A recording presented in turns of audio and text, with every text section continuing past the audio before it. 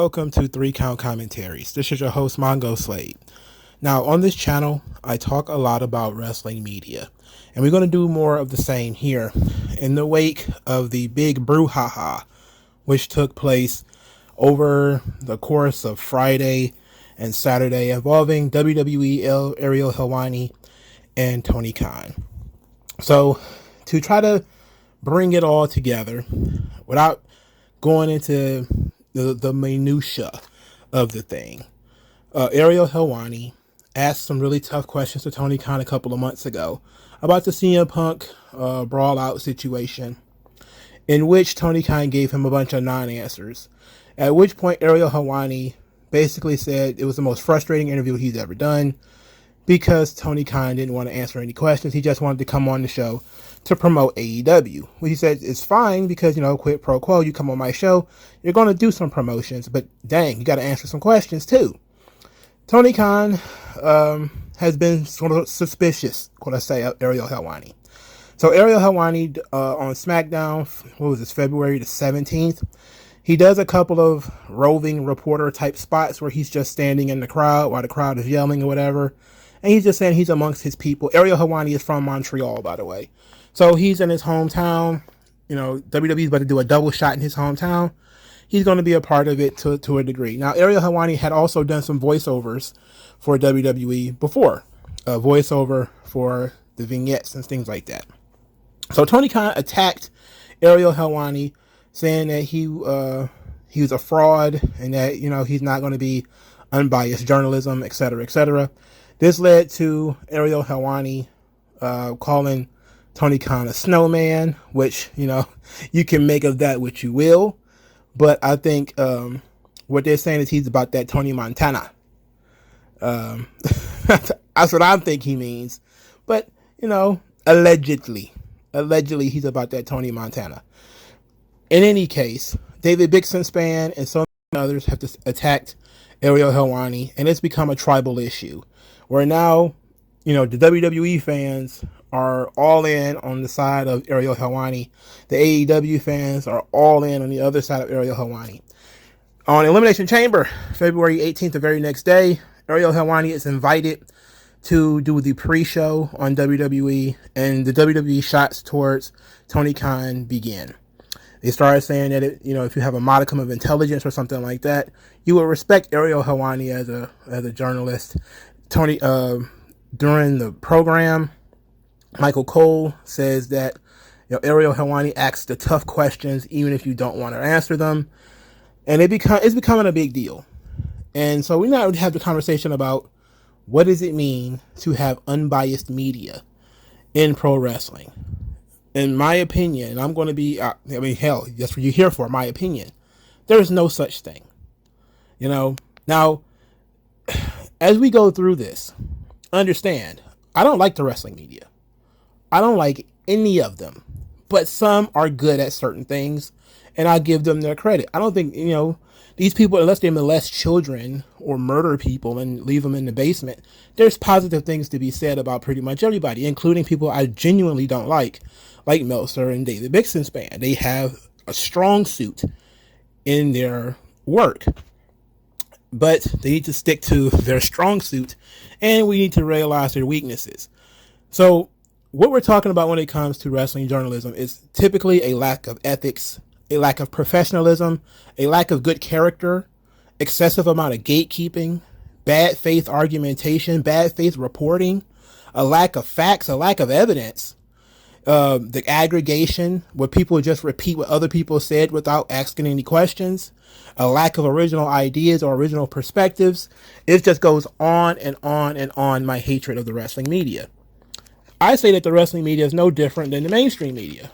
There's your Fox News, where they're going to have their slant one way, MSNBC slanted the other way, and CNN are going to be claimed that they're not slanted at all, that this, fair and balanced, when really it's slanted one way too. Wrestling media is no different. There's essentially WWE, are you anti or pro? And if you're pro WWE, you're a shill. If you're anti WWE, even if you're shilling for that another promotion, you're seen as being quote unquote unbiased, which is not true. Everybody's biases get shown up eventually. Now, when it comes to WWE, a lot of people have been attacked for working for WWE or working with WWE. Ariel Helwani is just the newest one.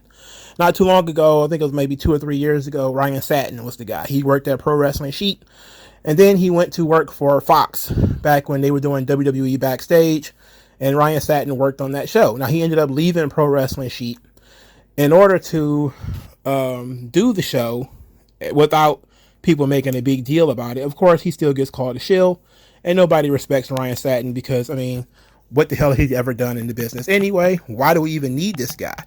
Which is my question. Like, Ryan Satin is one of the easiest guys to take out of the conversation because what the hell does he actually do? As far as I know, his daddy worked at TMZ or helped found TMZ or something like that. That doesn't make him a good journalist. I can't tell you any good thing that Ryan Satin actually did for the wrestling business. I mean, why people are so upset about him being a shield one way or the other doesn't bother me too much. Ariel Helwani. Let's talk about him for a moment.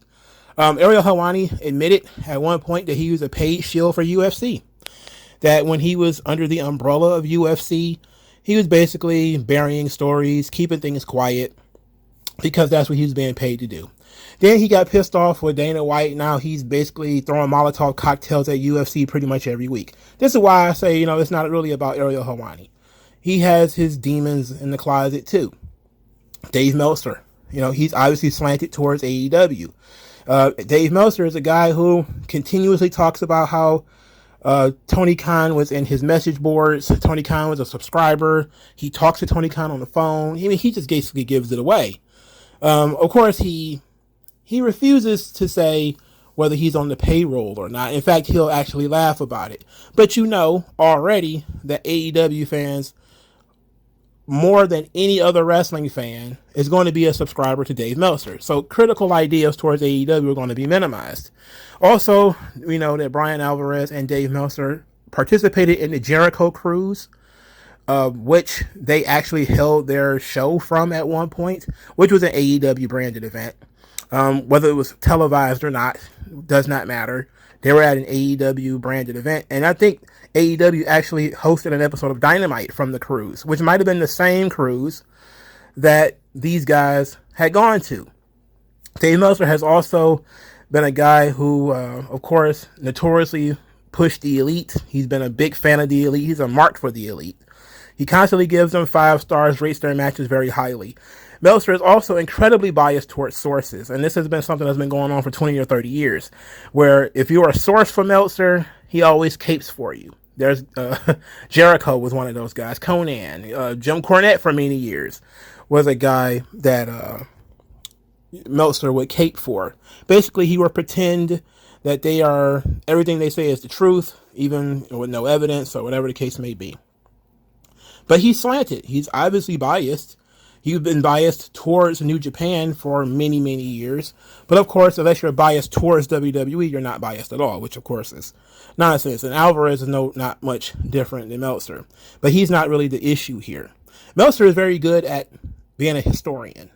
He's a great steward of wrestling history. He is the guy who did the interviews. He's read books. He's done tons of stuff. He is a very positive historical force. His opinions are dog shit, though. His the stories that lack evidence, that are hypocritical, it all makes no sense, So that's one thing. Now let's talk about somebody. Let's talk about David Bixenspan. Now, David Bixenspan is a really good investigative reporter. I know that David Bixenspan will read the books. He will read the margins of everything. He is meticulous in his desire to chase down a story. Unfortunately, he lacks a lot of critical thinking skills. He's also very politically minded. So he always slants things more towards his political opinions and how he feels about people personally, and refuses to, the Matt Riddle thing is being the most obvious. I mean, I'm not going to go into it. I don't want to relitigate the thing. But when you look at how he covered the Matt Riddle story, he personally doesn't like Matt Riddle. So he personally believed that it happened. And it doesn't make any sense otherwise, because when you see stories like David Starr, for instance, he's a little bit slower to move forward on that. He's a little slower to move forward on, talking about GCW, which is his favorite wrestling promotion, and some of the stuff that was going on there with AJ Gray supposedly, allegedly talking to underage girls or whatever the hell. Not saying that anything happened, just saying that he didn't go after those stories with the same dogged vigor that he went after Matt Riddle or Drake Wirtz, who is, for some reason his picadillo. And you could say, well, David Starr left the business or whatever. It's like, okay, so did Matt Morgan. But you have David Bixenspan rummaging through his Facebook account and following him around on Twitter and stuff like that. I mean, it's just ridiculous. Busted Open Radio. Dave LaGreca. He gives Tony Khan an open forum pretty much every week where Tony Khan goes out there and talks unquestioned about anything that he wants to talk about. And this has been going on for over a year. I'm pretty much one of the only people who talk about why does Dave LaGreca allow Tony Khan to just go on, bust it open, and say whatever he wants. It's obviously free promotion, but you would say, like, if they're talking about Shield Media, how was Dave LaGreca not Shield Media? They were doing angles like Dave LaGreca and Thunder Rosa on Busted Open Radio. He was doing angles with AEW talent on his show. Nobody ever called Busted Open Shield Media. Now, because guys like Bully Ray will criticize the show, even though Mark Henry works there. Mark Henry works in AEW. Dave LaGreca is doing angles with the people in AEW. Mark Henry works in AEW. When Tony Khan is doing his random rants, usually he makes sure that Bully Ray is nowhere around to interfere or ask any questions, which is pretty typical of Tony Khan. Okay, also to double back to Ariel Helwani, when he did that interview with Nick Khan, he was pretty open that he knew Nick Khan from their time. I think Nick Khan was one of his agents or something like that. They knew each other. They were pretty much open about it at the very beginning of the interview. They were pretty open about it. WrestleNomics, Brandon Thurston. How many of you people actually know that Chris Harrington is an executive in AEW? He helped found WrestleNomics. Are you thinking that Brandon Thurston is going to be excessively critical towards a company where one of his friends actually works? I'm pretty sure. Oh, if you go to the website, it'll say, oh, Chris Harrington is not involved in the operation or financing of WrestleNomics. And guess what? That might be true.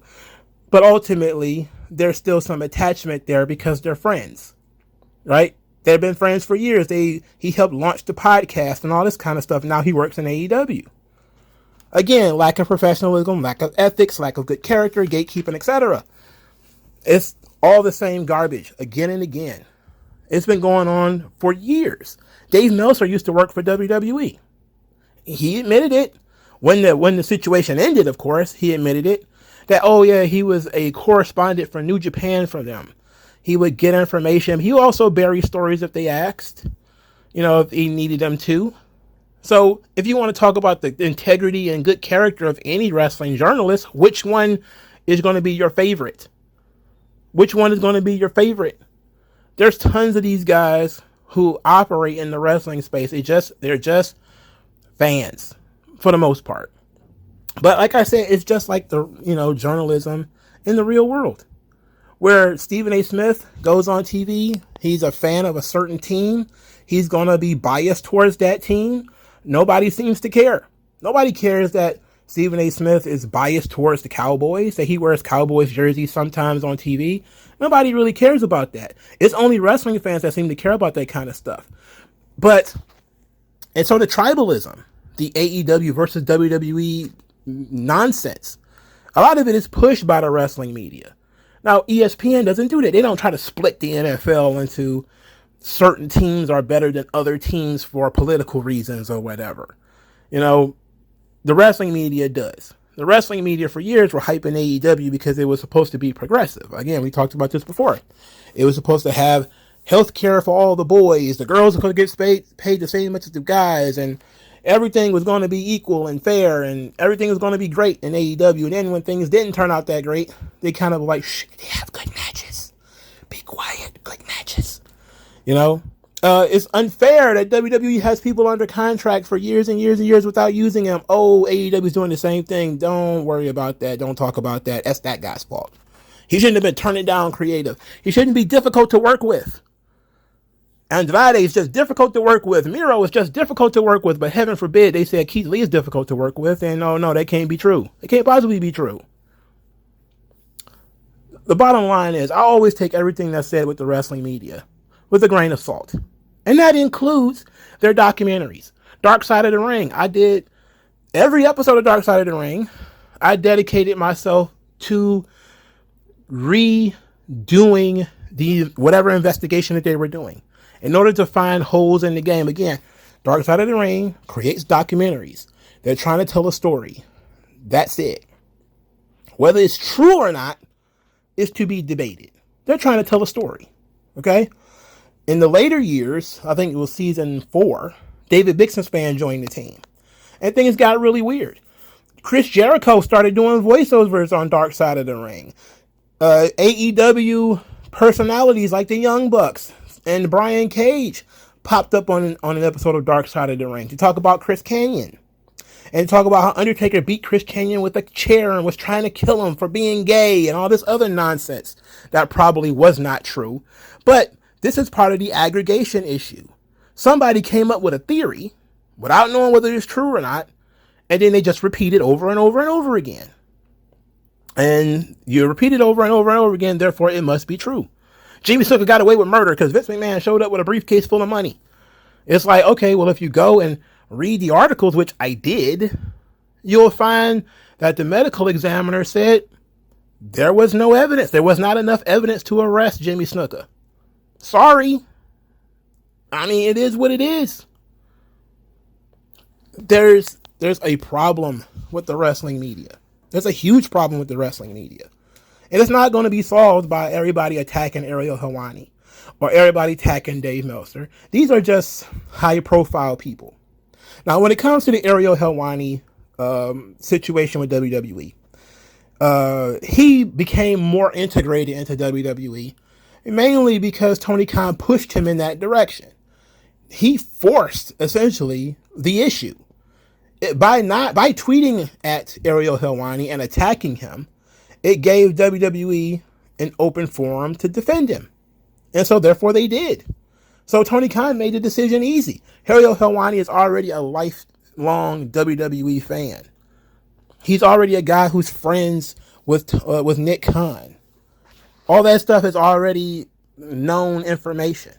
When Tony Khan shows up, attacks him, and basically shoves him into the WWE camp, well, are you surprised that WWE opened their arms and said, hey, why don't you do some more voiceovers? Hey, why don't you come over and do some more pre-show panels? Why don't you do this stuff? Because heavens to Betsy, you're not going to be able to do anything with AEW now because Tony Khan thinks you're in the WWE shield box.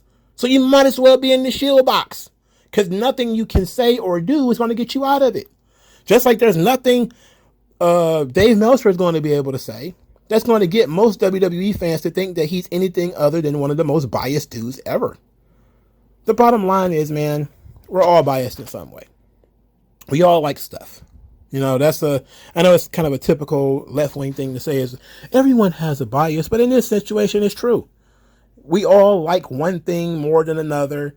We all like certain people more than others. We're more likely to believe negative things about people we already don't like and struggle to buy negative things about people that we do like.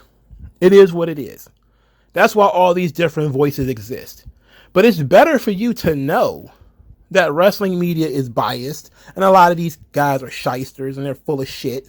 It's better for you to know that now than for you to actually believe these people are arbiters of truth or searching for truth or they're trying to do anything except be propagandists for their favorite flavor of wrestling.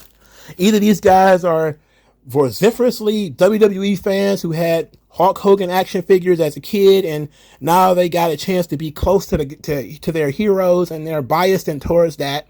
Or these guys were Kenta Kobashi's the greatest wrestler of all time. Oh my God, Manami Toyota, she's so amazing. I love Japanese pro wrestling. Everybody in WWE sucks, you know, because they don't chop each other super hard. And you're just kind of looking at this stuff like, okay, There has to be something in the middle.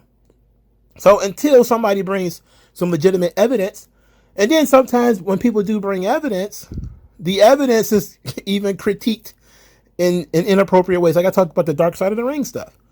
There's evidence. The Owen Hart situation. There's evidence of what happened. But how many different interpretations of the same story have you heard instead of listening to the real interpretation of what happened? Which is actually far more unfortunate than most people are willing to give you credit for. Quite often they'll try to get you wrapped up in the emotion of it. The emotionalism. How you should feel about a person or feel about a thing. And it's not really about that. It's not really about that at all. You should be looking for, what is the facts of this story? What is the factual? What do we know for sure? What can we look at and say, we know this to be true? And then build an argument or a narrative based off of that. Rather than, I heard from my best friend's source, this is what I was told, and then you might have gotten it wrong. Or after you get done playing telephone and just retweeting what Sportskeeda or SES Scoops or PW Torch or whatever said, something gets lost in translation, and it happens. It happens way too much. So yes, we need unbiased journalism, not just in wrestling, but in pretty much everything. Gamergate was all about biased gamer journalism. It should be. Well, it's kind of Comicsgate was something similar. And now you have, I'm not going to call it WrestleGate because it's not that bad, but the tribalism is there. There's the people who support blindly one organization over another, or they have this idea that, supporting one organization is being rebellious, while supporting other organizations is sort of being part of pop culture, or whatever the case may be. And all of it is nonsense, if we're being honest. So it's up to you whether you want to believe it or not. But ain't none of these people really good guys. They're all just good at something. They all good. Sometimes they have good opinions. Sometimes they're just good writers. Sometimes they're good historians. Sometimes they're, they have a strong suit. And if they stick with their strong suit, they do fine. It's typically when they go outside of their strong suit that we end up having a problem. So it's up to you from that point. But yes, we do need unbiased journalism. And we need to pay attention to a lot of the hypocrites. It's kind of ridiculous that Ariel Helwani got attacked for 2 days for some of the same crap that Dave Meltzer's been doing for 20 years. He's been popping up at shows, taking pictures with wrestlers for years. He used to pop up at PWG, rating matches on the fly. All that kind of stuff is ridiculous. Got to give a match 5 stars because I don't want to disappoint my audience. I mean, it is what it is, man. So I'm not too concerned about Ariel Helwani or the state of wrestling journalism. Ariel Helwani is more of an MMA journalist anyway. The wrestling media is garbage. It just is. And that's been my opinion for a long time. So what do you guys think? Let me know. MagMongoSlade. Best house I ever drew, daddy.